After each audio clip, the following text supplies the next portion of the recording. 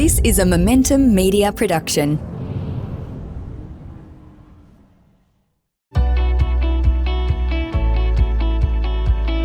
Welcome to Property Showcase, the podcast that brings you closer to the service providers that can inform your decisions about how you buy, manage and research top investment opportunities. Be informed and become a better investor with Property Showcase. Hello everyone, Grace Ormsby here, bringing you a brand new episode of the Property Showcase, courtesy of the Smart Property Investment Podcast Network.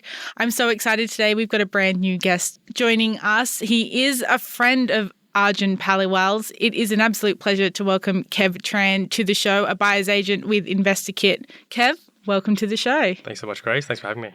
Kev, you are a buyer's agent now working with InvestorKit, but you've been working in the space for a little while now, a couple of years. What is it that first attracted you to becoming a buyer's agent in the first place? Yeah, that's right. Like you said, a couple of years now. And I guess what kind of got me into the space initially was back probably most of my career, I'd say for about 10 years, I was working in the casino industry, actually, looking after high net worth individuals as a kind of VIP manager. Throughout that time, I was surrounded by so many high net worth individuals, and you get to talking to them, and you find out the majority of wealth built in this country is through property. So naturally, it piqued my interest. And whilst in that career, I did get into my first property investment, probably learned some lessons along the way because I didn't get the right education with that first one, but subsequently have been lucky with my subsequent purchases after that. But the skills that I learned in that role, with connecting with people, negotiation, I found it really transferable over to property. And my passion, I found that building wealth for people was what I wanted to do, and that's why I made the transition.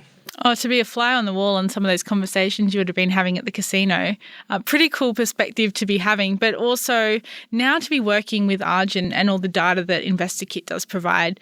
What was it that attracted you to join forces with him? Great question. I mean, in this space, it's critical that you get the research right first, because buying property, the actual process itself, is quite easy. The majority of people within Australia, they buy property without using a buyer's agent or getting help, but it's that research piece that is really important. And whilst I thought that I was pretty good at it, I had done okay myself, the landscape's constantly changing. Data points are always moving. And, it's important that if you're going to go down this route with advising and, helping people, or even buying property for yourself, that you're getting the right and best research. And I found that my experience over 10 years was really in the negotiation space. So it's a great partnership, I find, having that research there. We've got a team of over 20 now. There's a dedicated team who do the due diligence, constant research. And, I come in with the negotiation piece and making sure that we can get great deals over the line. Very, very cool. So one thing I love about the Property Showcase is that we give everyone listening some great nuggets of advice along the way. And today we're going to be talking all about why action beats no action. But before we get to that point, what are you seeing at the moment? Obviously, now working with such a big data team, what's kind of going on in the property market landscape today?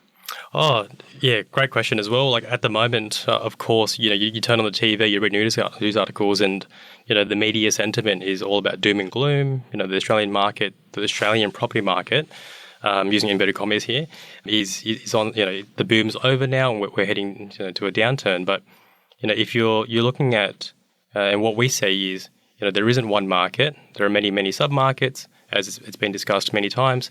And there are markets where, at the moment, we're missing out quite a bit. We've done our appraisals. We know where we're going to draw the line. But when it comes to negotiation, we've missed out because there's actually been over 10, 15, 20 offers on that property. So there are pockets within the country that are performing highly well at the moment, with plenty of heat in them still. Okay, so what does that mean for investors at the moment, and where does your expertise come in here to be helping people work out where they should be going? What are some of the areas that people can maybe be looking at this point in time?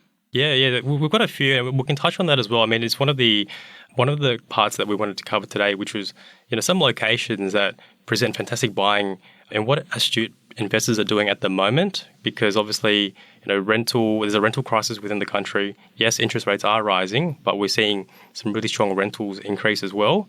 And whilst we are seeing, like I said, lots of areas with plenty of heat in them, and we're competing to get offers over the line, the general sentiment is that some markets are cooling. So it does present an opportunity to negotiate well. And we can talk about some locations as well, which represent some undervalued markets. Let's go straight to those undervalued markets but before we actually talk about and unpack some of what those locations are, how do you go about finding a market that's undervalued? So the way that we define undervalued or overvalued, the team at InvestorKit, again, we've got a research team. Arjun Paliwal, our founder and head of research, works diligently and who's recently gone through and assessed all the statistical area 3 locations within Australia. So we call them SA3 locations. And he's assessed them looking at the median house price as of May 2022 versus the median household income for that area using 2021 census data. So we're looking at property prices versus the household income in that area. And the general assessment for kind of where there's mortgage stress or where properties are maybe not affordable anymore would be about the 30% of the household income. Mm-hmm. So if it's under that mark, then undervalued, over that mark, overvalued. And we assess it based on an 80% loan to value ratio over 30 years with a principal and interest loan. So we're not talking interest only here, we're talking principal and interest. Okay. And that doesn't feel like it's something that is kind of, just a now problem or a now issue that people are coming into, because we are seeing a lot of people now that go, we were in a little bit of an affordability crisis, but it's not the first time this market's looked like that, is it? No, not at all. But I guess what's really important to note now is that over the last 2 years, there's been a nationwide boom. We've seen all markets basically collectively rise, and that's created a lot of areas where we're seeing that they're overvalued. So the household income is actually over the 30% mark where we feel is comfortable. And we've actually assessed this based on 2 metrics. If interest rates were to rise to 4.5%, which is roughly where a lot of interest rates are now, and if they were to rise to 5.5% as well. So we've got a bit of, you can kind of see there. So just on that, if the interest rates were to rise to 4.5%, which is really common, there's 84 out of those 330 SA3 areas that we're talking about, which are still undervalued or affordable. So about a quarter. Now, if the loan interest rates were to rise to 5.5%, that figure will decrease to 55, which is about 1/6 of all SA3 regions. So there are still plenty of regions where we find are undervalued. However, as you can see, with interest rates rising, they do, decrease. And knowing the conversations that I've had previously with Arjun, there are so many data points that go into something like this. So, it is something that people can be doing on their own, but there's a lot of work that goes on behind the scenes, isn't there, to put together this kind of data set to realise where those areas actually are. Yeah, absolutely. So there are many growth drivers that we look at, but some that are really handy to look at would be days on market, how quickly a property is selling for. We're looking at inventory levels, which are really important as well. So there's a fair few factors that we look at to determine, what kind of drivers indicating that growth. Speaking with buyers agents pretty regularly, Kev, we're always hearing that it's a great time to be buying. There's no time like the present to be getting onto the property market and all of that. And it is something that probably investors are taking with a grain of salt. Like, buyers agents always think that it's going to be the perfect time to be buying property. Is it really now like a good time to actually be buying? We're coming off the back of 2 years of insane growth. So obviously, it is a cooling market. It's a bit of a different circumstance to what we have seen recently. What are your thoughts around that? I guess, bearing in mind, really, we're talking about why action beats no action. So I'd just love to hear your thoughts on this. Yeah, no, it's a really good question. And I have to, address the potential bias here as a buyer's agent. So I think the answer really is depends. And it depends on what area at the end of the day. Because as we're saying now, if you're looking at the media sentiment, it's all one market. And if you, as an investor, that there isn't one market, but it's very easy to think that. And for us, once we define that, okay, there isn't one market, it's where we're going to look because not all markets are decreasing. Some are increasing. I'll give you an example. Centenary Heights, it's a popular suburb within the Toowoomba region. For the last 12 months rolling, it's seen 29% growth. But you go, okay, cool, last year was crazy. There must have been some sort of drop now. But interest rates have been rising probably from May to now? The first one was back in May, yeah. Yeah. So it feels like a while ago now. Yeah, it feels like a while ago, right? But so since then to now, in September, that area has seen 6%. That suburb itself has seen 6% growth as per core logic. So if you annualize that data or that growth, it's double digit for the year, which isn't, the 20% plus that we've been seeing, but that's kind of probably what you want. You can't sustain 20% growth plus, for all the time. So we're seeing that there's still heat in certain markets, but, maybe not at the peak levels as before. One thing that I like to talk to clients about as well is I live in the inner west of Sydney, and I know that this year, or the last few months anyway, the market here in Sydney is probably the biggest contrast to that market in Toowoomba and Centenary Heights. The agents are actually calling me back now. I went to the open home last year one time, and now they're calling me to see if I need any help. Whereas in Toowoomba, it's really hard to get them to call you back. So we're seeing some decreases here in Sydney, probably more of a correction, you'd say, if you look at the data that we have in terms of being overvalued, that some pockets definitely fall into that bracket. However, we do see some signs of stabilising because we were seeing maybe 50% auction clearance rates earlier on this month, but now we've kind of got back to 60%. So to answer the question, I know it was a bit of a long-winded answer. I think certain markets are performing differently, and if you can understand why and where they are at the moment, then it'll help you form your decision because there's still definitely a lot of opportunity here.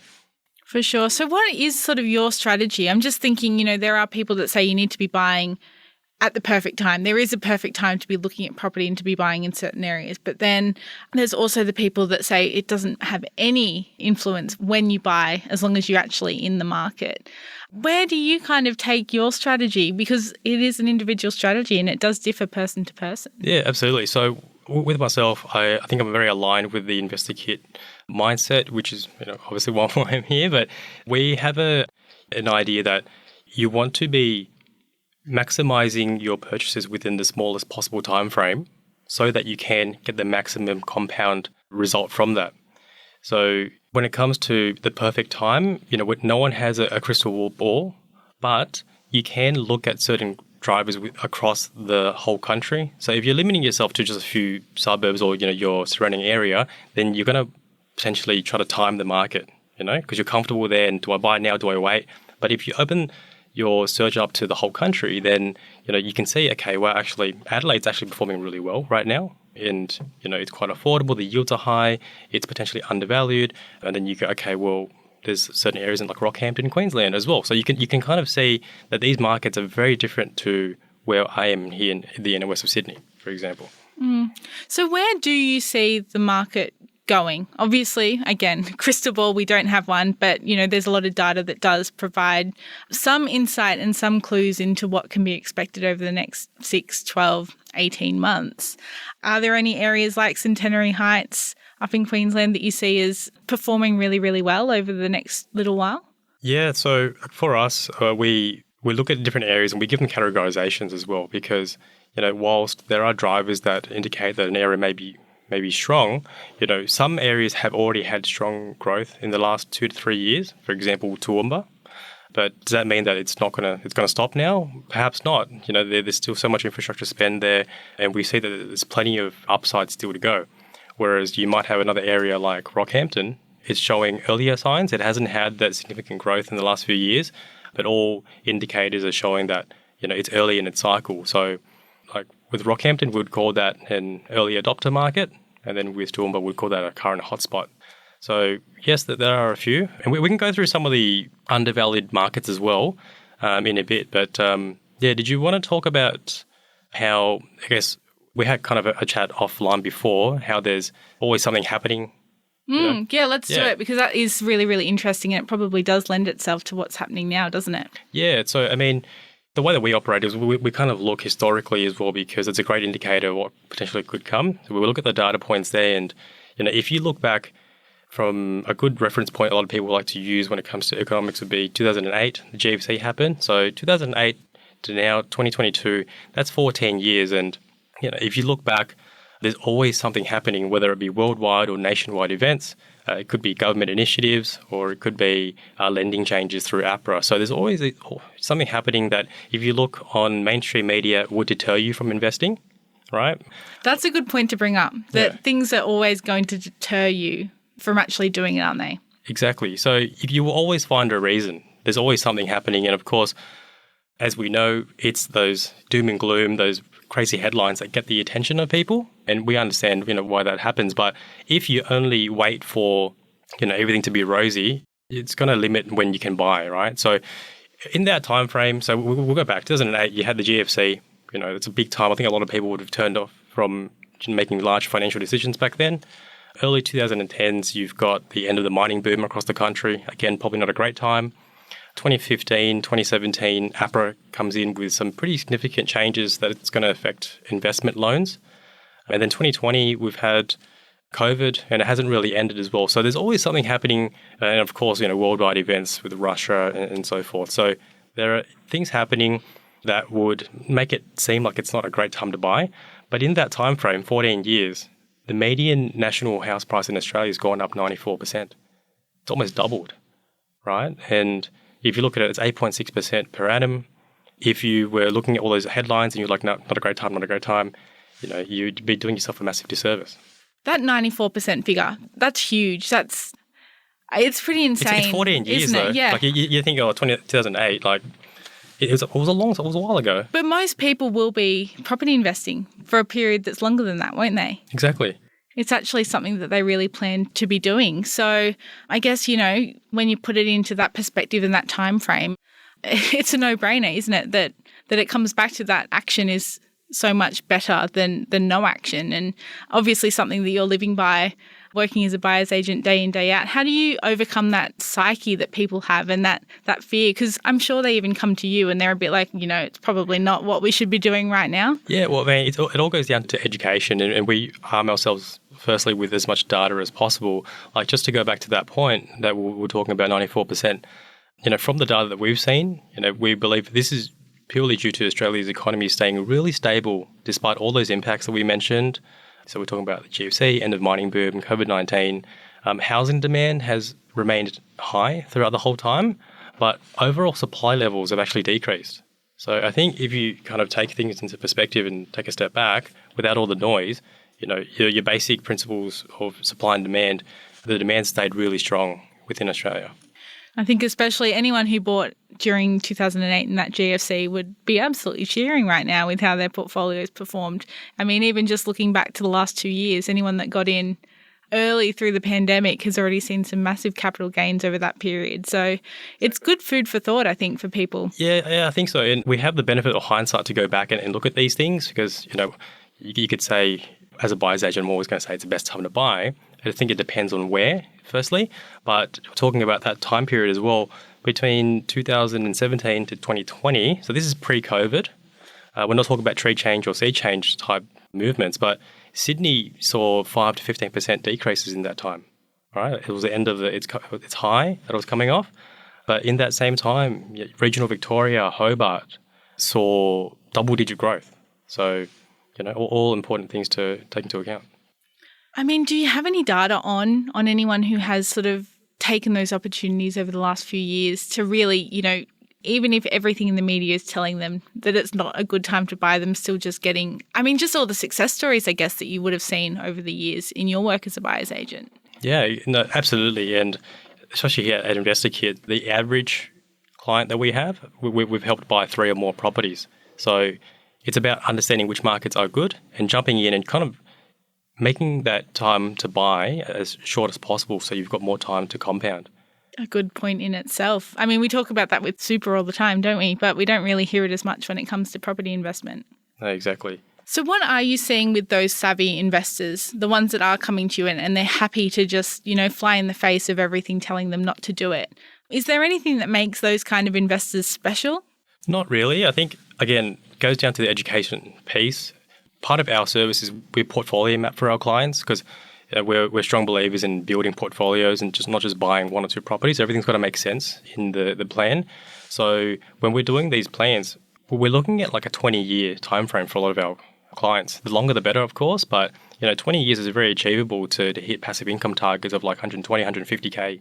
So, our clients, they have a goal. They've seen our success stories. They've seen how we can build portfolios for similar clients. So then they go, well, I'll actually want to get a similar passive income target. How do we do it? So we reverse engineer it. So I think it comes down to that's just that education piece, having that desire, but then also taking action. And while you are under the InvestorKit banner, people will be working directly with you, won't they? What do those conversations look like? Yeah, so again, I guess the key point of difference would be I've got a long background in negotiation. I've bought over 70 properties in the last 24 months as well, nationwide. And where it's about arming the best data within research with InvestorKit with the negotiation that I can provide for them as well to get really good deals. So a lot of it is going to be timing, how we approach a campaign with an agent, understanding, how many competitors we may have and being able to move quickly and, certain negotiation tactics that can help us either get building and pest reductions or, coming in at a better price as well. So Kev, I know that, giving away your locations is not something that you want to be doing as a buyer's agent, but I know that you do have some that you're willing to share with our listeners today. Can you give us your top 3 locations that you may be looking at the moment and what it is about them? Yeah, of course. I do have 3 that I can share. So these go in line with the undervalued markets that we talked about, with significant growth drivers as well. So without getting into too much of the data, I can say the first one is Townsville in Queensland, home of the North Queensland Cowboys, and widely regarded as Queensland's northern Queensland capital. Bit of a disappointment for them the other weekend, wasn't it? Yeah, so we won't talk about that. And the median house price there is $382K, so it's a very, very affordable entry point there, significantly low rental vacancy rates and high market pressure. Mm-hmm. The second one I've got is Mount Gambia in South Australia. Okay. It's the second largest city within South Australia. It's a centre of large transport industry due to its central location between Melbourne and Adelaide. And at the moment, the unemployment rate dropped to 3.7%, lowest in more than a decade. The median house price here, again, really affordable, $334,000. Rental vacancy rate, 0.3%. So rent like a crisis level rental vacancy rates here as well. There you go. So that's Mount Gambia. Then we've also got Townsville. And you promised the third one. Third one, we've got Rockhampton in Queensland as well. Central Queensland city, famous for its beef. And here we've got multi-billion dollars worth of spending across renewable energy, military, mining, tourism, transport projects in the short term. So lots of money being put into the local economy there. And again, very affordable based on our undervalued report. Entry price, again, $375,000. So it's a very affordable entry median price. Rental vacancy rate, 0.3%. There you have it.